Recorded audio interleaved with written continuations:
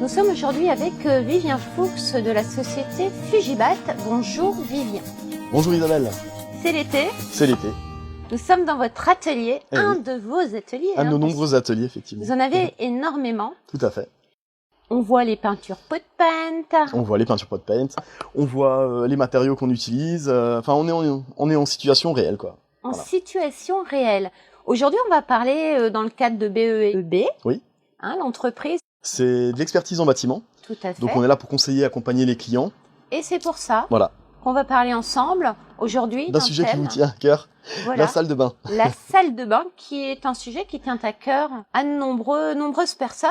Tout à fait. Surtout dans le métier de la rénovation parce que beaucoup de gens souhaitent rénover, transformer ou améliorer en tout cas la salle de bain. Mais ils ne savent pas toujours comment s'y prendre. Alors, la salle de bain, c'est un lieu, effectivement, c'est le lieu de la famille, ça a trait à l'hygiène, on rentre dans l'intimité des gens, donc déjà, on s'imagine beaucoup de choses de la salle de bain. Alors ce qu'il faut comprendre dans une salle de bain, c'est que c'est un lieu qui est assez généralement petit, restreint, dans lequel s'enchaînent beaucoup de corps de métier. C'est vrai. Voilà. Donc, lesquels ? on commence par de la démolition généralement, ensuite on a de la plomberie, on a de la plâtrerie, on a de la peinture, on a du carrelage, on a de l'étanchéité, on a du sanitaire. On condense entre 7 et 8 corps de métier. Si après on rajoute un béton ciré, un peu de papier peint de décoration, bon voilà. Du coup, ça devient très vite anxiogène parce qu'en fait, on a beaucoup de corps de métier qui s'enchaînent. Donc on a un souci de délai, on a un souci de qualité de travail et on a un souci d'organisation généralement sur ce type de chantier. Comment s'y prendre et comment réfléchir à la transformation de sa salle de bain ? Déjà, la salle de bain, il faut la penser comme étant un espace intime, généralement lié au bien-être. Et ensuite, il faut aussi qu'on soit pragmatique et suffisamment réfléchi pour savoir ce qu'on veut exactement. Parce que une salle de bain, ça peut être important pour une famille, c'est-à-dire que si on est 5 avec 3 enfants, ce lieu doit être en même temps quelque chose qui est dédié à l'hygiène de la famille, mais en même temps dans lequel on peut prendre du temps pour soi. On appelle aussi de l'optimisation, c'est important ? Tout à fait. Donc en fait, on commence toujours par se poser des questions qui sont comment j'ai envie d'être dans cette salle de bain. Et ensuite, on prend des gens comme nous qui font des plans, qui font des propositions d'aménagement.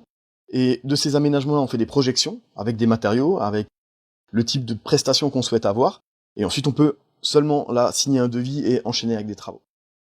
Dans de nombreuses rénovations, c'est vrai qu'il y a des baignoires. Alors, on sait que les baignoires reviennent un peu à la mode, mais quand même, est-ce que vous, en tant que professionnel, vous privilégiez, on va dire, la baignoire pour une famille, on va dire pour une salle de bain plutôt petite ? Alors, pour une salle de bain plutôt petite, non, moi je privilégie plutôt des grandes douches.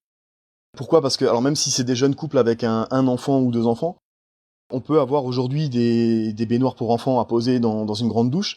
Et l'avantage de la grande douche, c'est que ça permet quand même d'avoir un espace, un siège où on peut avoir un rebord pour se détendre, on peut carreler tout ça. C'est entre la douche et un peu le hammam, quoi. Ça peut être quelque chose de carrelé.